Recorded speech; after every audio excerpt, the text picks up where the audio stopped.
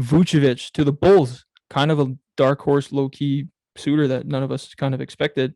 Vucevic to the Bulls for Aminu with Wendell Carter, Otto Porter, and 2 first-round picks. I personally don't like it from the Bulls' perspective because Oh wow. because it's a mediocre team.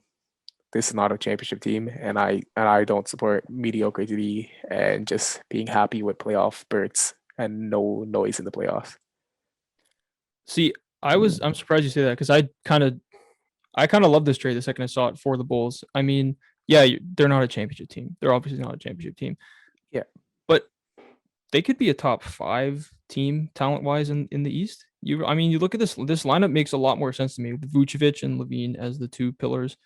Patrick Williams has been really good this year. yeah, Way better rookie than both of us ever expected. This maybe makes Markkinen, I don't know, maybe expendable. he gets expendable, maybe he gets more open shots. I don't know.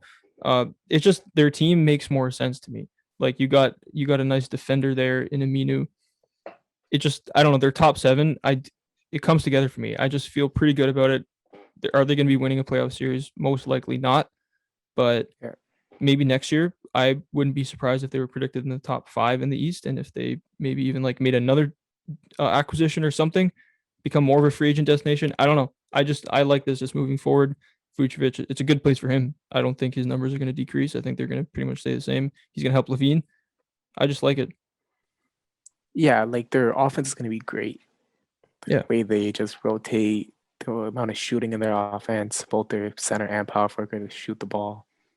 But their defense, you got Lowry Markkinen, Zach LaVine, Yeah. Vucevic, 3 guys that are, and Kobe White. Kobe White.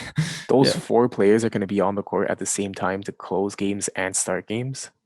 Oh man, like that's going to be tough. That's going to be But tough. what are And the what? Yeah. you expecting rookie Patrick Williams to be the best defender day in day out. No. That's going to be tough. Well, Satoransky's a pretty good perimeter defender. I like him. Yeah, that's why maybe if Thaddeus Young starts and Yeah. Larry Markkinen moves to the bench, Yeah. That might be the then move. Yeah.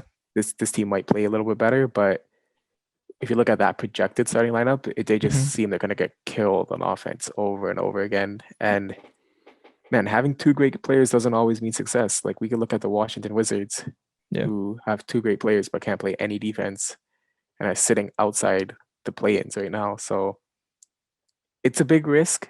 They traded 2 first-round picks to get it done. They improve on paper, but man, I don't know. I think they should have just went through the draft and waited for another pick to hit.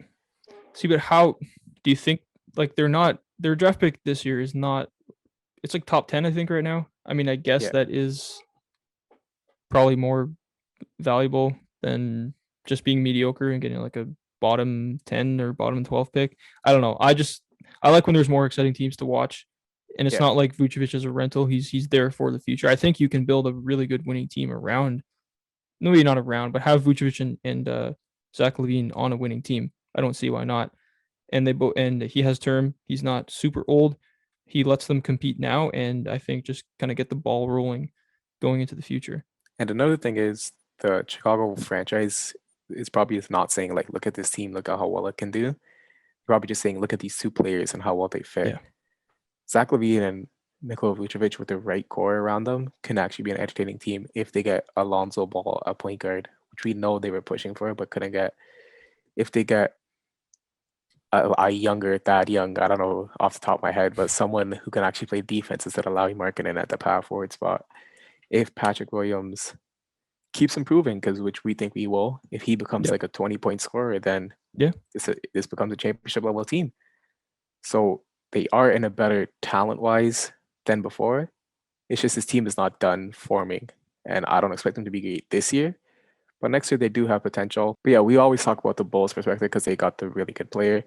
But from the Orlando perspective, getting 2 picks and someone who is young and has potential in Wendell Carter, I think that's a pretty good haul. I like that they blew it up. They said no to mediocrity, and they're actually going for the tank. Cade Cunningham. Hopefully they get him. Hopefully they get Cade.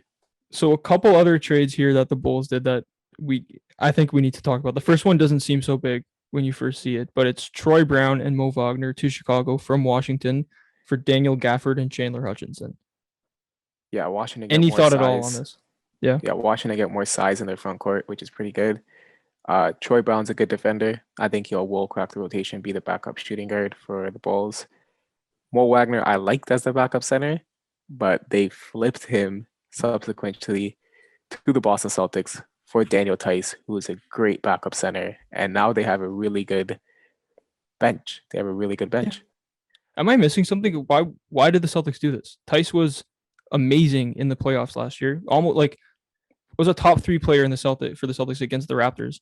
And like I was counting on him doing that again in the playoffs. What went on here? Am I missing something? So by doing this trade, they get under the salary cap, like the tax cap. Mm-hmm. So they just save a lot of money because of the tax. Yeah, I don't think saving money is something championship contenders should do. But when they just added Evan Fournier's 17 million onto their payroll without deducting anything, they wanted to save that little 2-3 million. But that's a big dub for Chicago because they have a bench now. They have Satoransky, Troy Brown, Thad Young, Al-Farouq Aminu, and Daniel Tice all coming off the bench.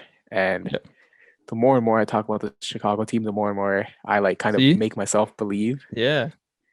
But yeah, the rotations are going to be key. Billy Donovan can't just be running the starting lineup and his bench lineup separately. They always have to be fluid in and out for each other.